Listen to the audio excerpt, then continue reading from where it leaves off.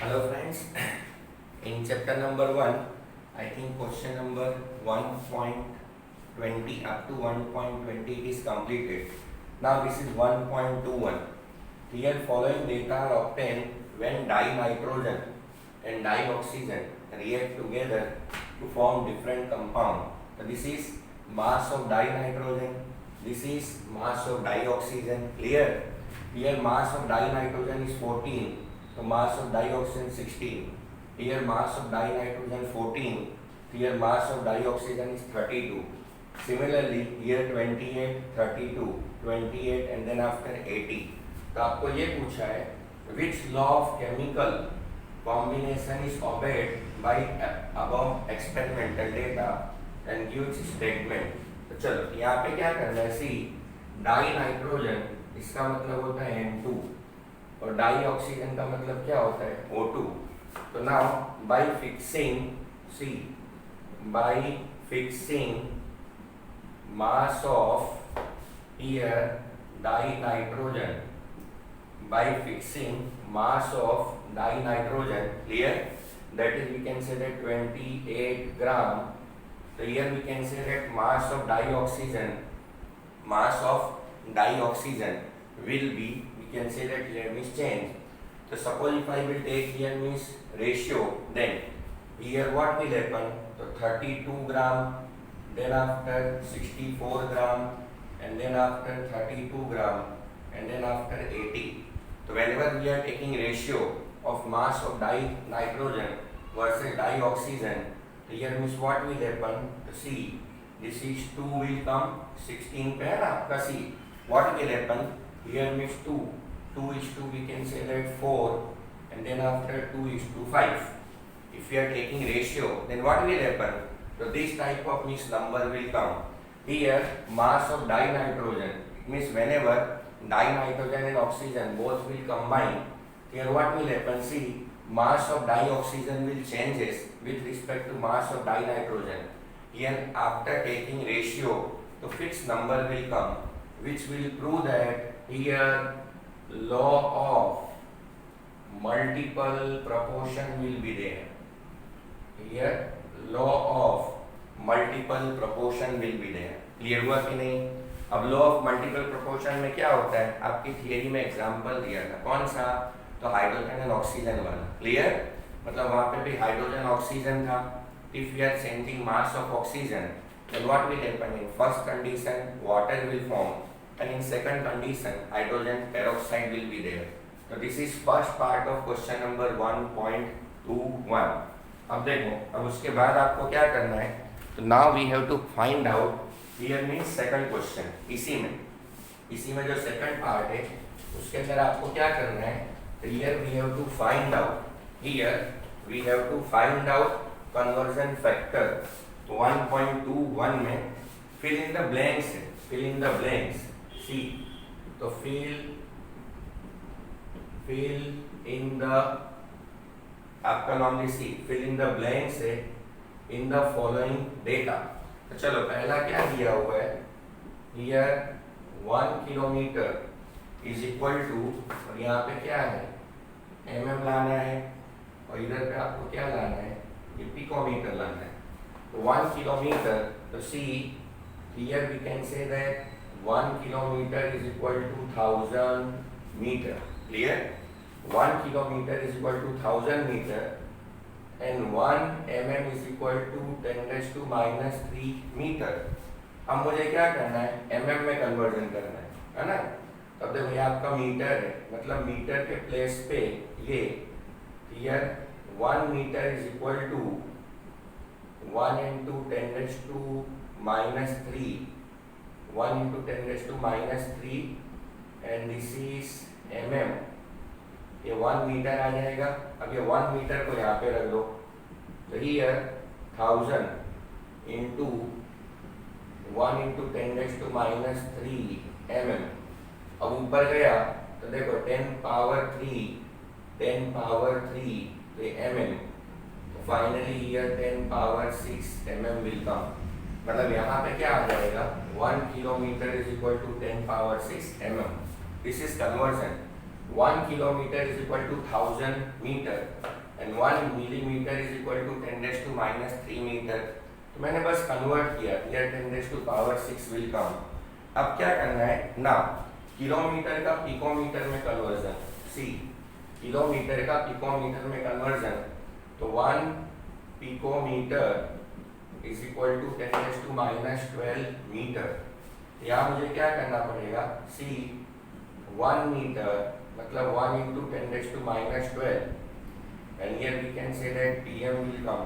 आप इधर लिख दो 1 मीटर, तो सी 10 power 3 and then after 10 raised to minus 12 और ये क्या आ जाएगा, here pm will be there है ना.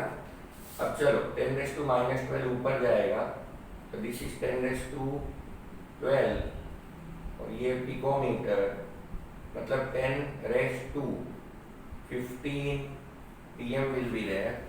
इधर क्या आ जाएगा, 10 raised to 15 picometer is there. So this is conversion. So this is, we can say that here is conversion. मतलब 1 kilometer is equal to 10 power 6 mm millimeter and similarly in terms of picometer 10 raised to 15 pm. तो देखो ये जो आपका B वाला portion है, इसके लिए you have to remember table 1.3 from your textbook. तो here first portion is completed. अब देखो here में second portion will be given 1 milligram is equal to, और ये देखो आपका किलोग्राम और यहाँ पे क्या दिया हुआ है, nanogram will be given. Clear. तो फिर से हम लोग कन्वर्ट करेंगे. चलो तो 1 milligram, here second portion is 1 milligram is equal to 10 raised to minus 3, ये ग्राम आता है. अब देखो यहाँ पे क्या दिया है 1 किलोग्राम, तो 1 किलोग्राम मतलब 10 power 3 ग्राम, मतलब 1 ग्राम here 10 raised to 3 नीचे ले लो, ये क्या आ गया किलोग्राम. तो ग्राम के प्लेस पे write down, here 10 raised to minus 3 1 power 10 raised to 3 kilogram. तो कैसा आ जाएगा 10 raised to minus 3 10 raised to minus 3 kilogram. Here 10 raised to minus 6 kilogram will be there. Here what will happen, 10 raised to minus 6 kilogram. मतलब kilogram milligram को kilogram में convert करना हो तो ये आ जाएगा. ठीक है. अब चलो ऐसे ही नेक्स्ट वन, नेक्स्ट क्या दिया हुआ है नाउ, ये नैनोग्राम, नैनोग्राम. तो 1 nanogram is equal to 10 raised to minus 9 gram आ जाएगा. इधर क्या आ गया, ये ग्राम है, इधर नीचे आ जाएगा 10 raised to minus 9. तो 1 gram is equal to 10 raised to plus 9 ये नैनोग्राम है. तो चलो यहाँ पे मैंने क्या कर दिया, सी 10 raised to minus 3 है, अब ग्राम के प्लेस पे ये रख दो 10 raised to minus 3 here 10 raised to minus 9 nanogram. अब देखो यहाँ पे 10 9 minus 3 नैनोग्राम, तो 10 power 6 nanogram will be there. Here we can say that 10 power 6 nanogram is the conversion. मतलब जब आप सेकंड पोर्शन करते हो ना, सेकंड वाला फिल इन द ब्लैंक वाला, तो आपको टेबल 1.3 हेल्प लेना है. क्लियर. फिर थर्ड वन आता है. थर्ड वन देखो यहाँ पे क्या दिया है 1 ml, इधर पे क्या है आपका लीटर है और ये क्या आ जाता है डेसीमीटर क्यूब. तो मैं सीधा बता दूं ml, तो देखो 10 raised to minus 3 आ जाएगा और डेसीमीटर के केस में भी कैसा आता है, here 10 raised to minus 3 will be there. 1 decimeter is equal to 10 raised to minus 1. 1 decimeter is equal to 10 raised to minus 1 is there. So this is complete information of question number 1.21. अब देखो अभी है ना question number 1.20 बता दो. Question number 1.20, in case of question number 1.20 आपको क्या करना है, राउंड ऑफ करना है. राउंड ऑफ है ना. क्वेश्चन नंबर 1.20 यहाँ पे आपको क्या करना है, राउंड ऑफ करना है. क्या दिया है, round up the following, round up the following up to here up to 3 significant figure. This is most important. यहाँ पे कुछ रूल आपको करना है. देखो 34.216 है, दूसरा 10.4107 है, and third one is here 0.04597 and fourth one is here 2808. तो आपको कहाँ तक करना है? 3 सिग्निफिकेंट फिगर. तो देखो 3 सिग्निफिकेंट फिगर है, यू नो यहाँ पे वो वाला इफ लास्ट डिजिट इज 5 है ना, आइदर 5 और मोर देन 5 और less than 5, but here we have to follow up to 3 digit. तो 3 डिजिट में देखो यहाँ पे कोई चेंज नहीं आएगा. Here 34.2 will be there. इसमें भी देखो आपका 3 डिजिट, तो 10.4 विल बी देयर. इधर पे देखो यहाँ पे अप टू 3 डिजिट तक लेके चलना है. क्लियर? बट दिस इज 5 और उसके बाद वाला देखो यहाँ पे अप टू 3 डिजिट. तो normally what will happen if here number is again we can say that more than. अब देखो ये क्या है 9 है, यहाँ पे 0.0 here 0.046 will be there. Reason? Because see this number is 5. You have to follow that rule. Which one? कि last digit is either 5 or more than 5 or less than 5. अब देखो यहाँ पे क्या है 2808 है. अब मुझे यहाँ पे फिर से 3 डिजिट तक लेके चलना है.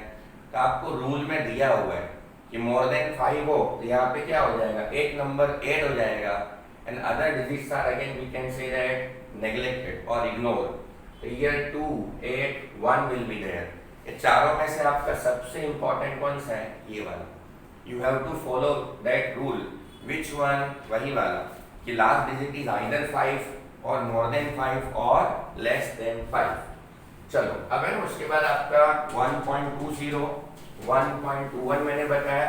Now I will discuss here 1.22. देखो क्वेश्चन नंबर 1.22 क्या दिया है? if the speed of light is 3 into 10 power 8 meter per second, then calculate the distance है ना covered. Calculate the distance covered by light in 2.00 nanosecond. If speed of light, इसी को है ना CV बोलते हैं. तो this is we can say that हमें C नहीं दिया है तो आपको याद रखना है. क्लियर? तो देखो यहाँ पे क्या करना है? Here if the speed of light is, speed दिया हुआ है, स्पीड 3 into 10 power 8 मीटर पर सेकंड. कैलकुलेट डिस्टेंस आपको निकालना है. हियर डिस्टेंस निकालना है और टाइम भी दिया हुआ है. देखो यहाँ पे क्या है, कवर्ड बाय लाइट इन 2. इधर का आपका C टाइम, तो T इज 2 नैनो सेकंड, तो 2 into 10⁻⁹ सेकंड आ जाएगा. अब आपको फॉर्मूला पता है ना, speed is equal to distance upon time. ये फॉर्मूला है. Speed is equal to total distance and then after we can say time. तो आपके पास स्पीड है ना, और क्या दिया है, टाइम है. तो डिस्टेंस क्या आ जाएगा, distance is equal to speed into time. तो स्पीड क्या है 3 into 10 power 8 मीटर पर सेकंड. टाइम क्या है 2 into 10⁻⁹ सेकंड. सेकंड से सेकंड गया. अब देखो 3 into 6 हो जाएगा 10⁸, ये -9 ये metre.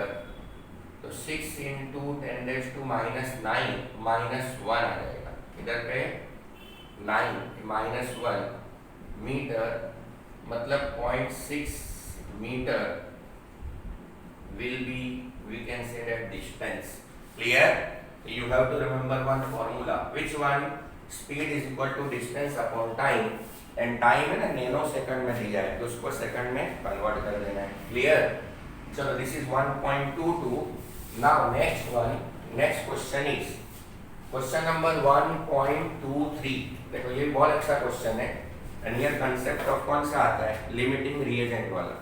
1.23 question number 1.23 in a reaction here, in a reaction देखो दिया हुआ है A plus B2 it give us AB2 है ना। identify limiting reagent, या देखो you have to identify limiting reagent if any in the following reaction mixture you have to find out limiting reagent। चलो यहाँ पे पहला क्वेश्चन क्या दिया हुआ है, number 1 300 atom of A plus 200 molecules of B, this is first situation, and then second one 2 mole of A and then after 3 mole of B, and then third one 5 mole of A and 2.5 mole of B. Similarly, fourth one 5 mole of A and then after 2.5 mole of B, and fifth one is C 2.5 mole of A plus 5 mole of B will be there। Clear? जब आपका है ना parameter कुछ भी हो, here see whatever parameter is given, it is not important, you have to find out this relationship, है ना। Here one thing is common, कि 1 mole of A will react with 1 mole of B2। Clear? Here 1 mole of A will react with 1 mole of B2, तो stoichiometric coefficient is there। अगर इसका मतलब 300 atom of A है and 200 molecule of B है, तो देखो 300 is bigger one, 200 is smaller one, ये important है यहाँ पे 1 1। जब ये चेंज होगा देन आंसर विल चेंज, तो therefore here B is limiting reagent. Clear? Similarly, this is 2 mole of A and 3 mole of B. So which one is lesser one? Here this one is limiting reagent. Similarly देखो अब आपका क्या आ जाएगा, यहाँ पे सी third question, तो third question में 2 मोल और देखो यहाँ पे थर्ड में 100 एटम ऑफ A, यहाँ पे 100, हियर दोनों सेम हो गया। Here 100 atom of A, 100 atom of A and then after 100 molecules of B। अब देखो दोनों सेम है, दोनों के दोनों क्या है, सेम है, therefore here limiting reagent is not possible because numbers are same। फिर देखो फिर से ये 5 मोल है, ये 2.5 मोल है, therefore limiting reagent is this one। अब देखो फिर से 2.5 है, 5 है, तो limiting reagent is this one। So what is definition of limiting reagent? In any chemical reaction, material है ना which will consume maximum, material which will consume maximum, so this is nothing but it is normally known as limiting reagent, and material which will be extra, it is normally known as excessive reagent। So whenever this type of question will come, then you have to remember one thing, stoichiometric coefficient। You have to remember one thing, that is stoichiometric coefficient। Clear? So what is limiting reagent? In any chemical reaction, material which will consume maximum or 100%, or in another way we can say that in any chemical reaction, material after product formation, material which will not remain anyhow, it is normally known as limiting reagent, and material which is present, it is normally known as excessive reagent। Clear? Here question number 1.23, तो this is one of the most important question, ठीक है।